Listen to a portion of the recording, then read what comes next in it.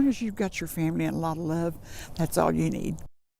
A Bentonville woman is saying goodbye to a piece of her heart after the home she lived in for nearly 70 years burned up. 5 News reporter Lauren Spencer introduces us to Della, who says that while the house was full of decades of memories and love, she's okay with letting it go and beginning a new chapter. Love's hold it all together. Yeah. It sure does. Della Smith remembers buying that land and house for $2,000 in 1958. We had one son at the time, and I wanted him to grow up in the country like I grew up in the country. We fixed it all up and remodeled everything and made a decent home out of it. Looking back on her 89 years of life, Della says this was home for her big family. I had the best husband in the world for 54 years, and we lived it every bit right here. Some of my favorite memories is raising my kids here.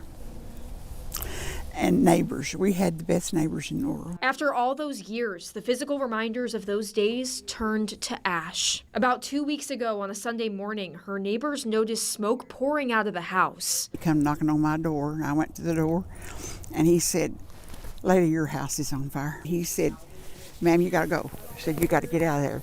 And he said, you can't go back for nothing." A chimney fire destroyed the inside of her home. Heartbreaking. The house was a total loss.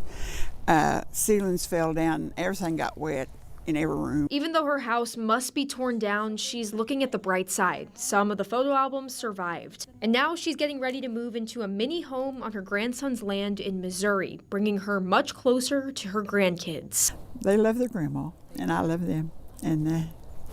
And that's what it's all about. But she'll always have a place in her heart for those nearly 70 years she lived on 20 acres in the home that built her family. I've still got the memories, but I don't have my home, and that's the main thing. But it's going to be fine. In Bentonville, covering news where you live, Lauren Spencer, 5 News.